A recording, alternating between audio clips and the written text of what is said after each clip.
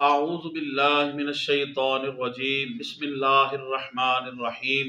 مولا صلی وسلم دائما ابدا علی حبیبک خیر الخلق کلہم۔ محترم خواتین و حضرات، حضرت امام بخاری رحمۃ اللہ علیہ کی بخاری شریف کی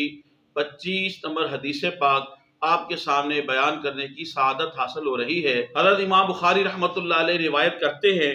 کہ ہمیں عبداللہ بن محمد المسندی نے حدیث بیان کی۔ انہوں نے کہا کہ ہمیں ابو روح الحرمی بن عمارہ نے حدیث بیان کی۔ انہوں نے کہا ہمیں شعبہ نے، اور انہوں نے واقد بن محمد سے حدیث بیان کی۔ انہوں نے کہا کہ میں نے اپنے والد سے سنا۔ حضرت ابن عمر رضی اللہ تعالی عنہ روایت کرتے ہیں، رسول اللہ صلی اللہ تعالی علیہ وآلہ وسلم نے فرمایا، مجھے لوگوں سے قتال کرنے کا حکم فرمایا گیا ہے کہ وہ شہادت دیں کہ اللہ کے سوا کوئی عبادت کا مستحق نہیں ہے، اور بے شک محمد صلی اللہ علیہ وآلہ وسلم اللہ کے رسول ہیں، اور نماز قائم کرے اور زکوٰۃ ادا کرے۔ پس جب وہ یہ کام کر لیں گے تو وہ مجھ سے اپنی جانوں اور مالوں کو محفوظ کر لیں گے سوائے اسلام کے حق کے، اور ان کا حساب اللہ پر ہے۔ اس حدیث پاک میں بنیادی طور پہ جہاد فی سبیل اللہ کا حکم دیا جا رہا ہے، کیونکہ جہاد فی سبیل اللہ کا بنیادی مقصد یہی ہے، لوگ شرک اور کفر کو چھوڑ کر اللہ تبارک و تعالیٰ کی وحدانیت پر ایمان لائیں، اس کو وحدہ لا شریک مانیں اس کی شان کے مطابق، اور کفر و شرک کو چھوڑ دیں۔ اور دوسرا بنیادی مقصد کہ اس کے بھیجے ہوئے پیغمبر رسول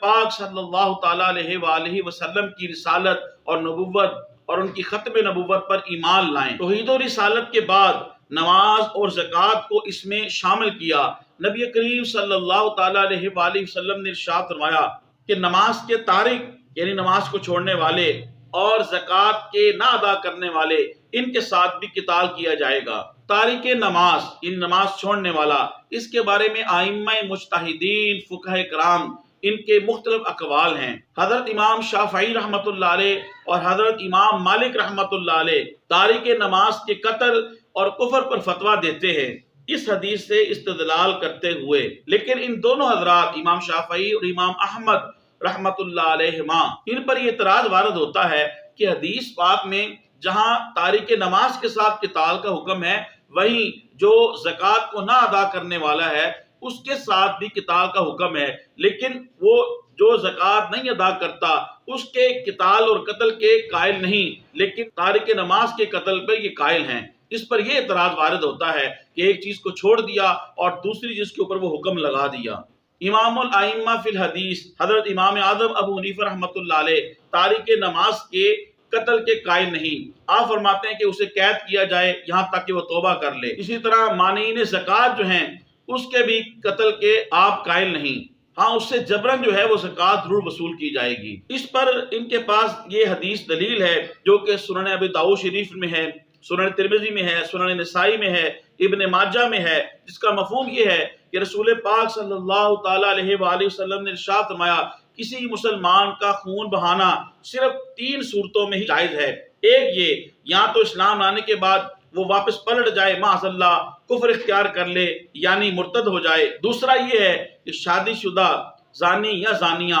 اس کو جو ہے وہ رجم کیا جائے گا، سنسار کیا جائے گا اس کا قتل۔ اور تیسرا جو ہے قصاص کے طور پہ کسی کو قتل کیا جائے۔ تو یہ تینوں چیزیں جو ہے دور حاضر میں قانون اور قاضی اسٹیٹ کے قوانین ہیں، اس کے مطابق یہ سارا کام کیے جائیں گے۔ بہرحال ہمارے لیے اس حدیث پاک میں سبق یہ ہے کہ ہمیں نماز کو قائم کرنا چاہیے، جس کے اوپر زکوٰۃ فرض ہے اس کو زکوٰۃ ادا کرنی چاہیے، کیونکہ اس حدیث پاک کے اندر کتنی بڑی وعید ہے۔ فرمایا کہ اس کے ساتھ رسول پاک صلی اللہ تعالیٰ علیہ وآلہ وسلم کو قتال کا حکم دیا گیا، اس کے ساتھ اللہ کو وحدہ لا شریک نہیں مانتا، رسول پاک صلی اللہ تعالیٰ علیہ وآلہ وسلم کو رسول و نبی نہیں مانتا، اور اس کے ساتھ ساتھ اس کے ساتھ بھی قتال کا حکم دیا گیا، جنگ کا حکم دیا گیا، جو تارک نماز ہے اور زکوٰۃ کو نہ ادا کرنے والا ہے۔ اس حدیث پاک کے آخر کے اندر فرمایا سوائے اسلام کے حق کے، اور ان کا حساب اللہ پر ہے، یعنی کچھ ایسے بھی معاملات ہیں کہ واقعی اگر اس نے گناہ کیا اور اس گناہ کرنے والے شخص کے اوپر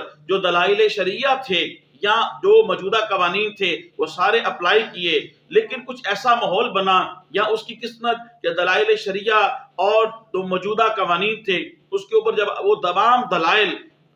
دلائل اپلائی کیے لیکن پھر بھی وہ بچ گیا، تو لہذا اب اس کا حکم جو ہے وہ اللہ پر ہے، یعنی فتویٰ جو ہے اسلام کے اندر ظاہر پہ ہوتا ہے، اب باطن میں کیا ہے وہ اللہ تبارک و تعالیٰ جانتا ہے، وہ اللہ کی بارگاہ میں ضرور مجرم ہوگا اور اس جرم کی سزا ہے وہ صرف اللہ پاک ہی دے سکتا ہے، انسان اس کے ظاہر کا پابند ہے، ساری طور پہ اس کے اوپر دلائل اپلائی کریں گے، دلائل شرعیہ کو، اس کے اوپر جو ہے اس کو جزا اور سزا دی جائے گی، لیکن دلائل شرعیہ کے اس کے اوپر اپلائی کرنے کے باوجود جو ہے وہ بچ جاتا ہے، یعنی ایسی کوئی صورت نہیں نکلتی، لیکن وہ عند اللہ مجرم ہے تو پھر اس کا ذمہ اللہ کے ذمہ ہے۔ محترم خواتین و حضرات، حدیث پاک کے اس درس کو زیادہ سے زیادہ لوگوں تک پہنچائیے، میرے یوٹیوب اسلامک چینل کو سبسکرائب فرمائیں، یوٹیوب کو کمنٹس کریں، لائک کریں، بیل آئیکن کو ضرور پریس کریں تاکہ ہر آنے والی ویڈیو مل سکے۔ اللہ پاک آپ کو جزائے خیر دے۔ السلام علیکم ورحمۃ اللہ وبرکاتہ۔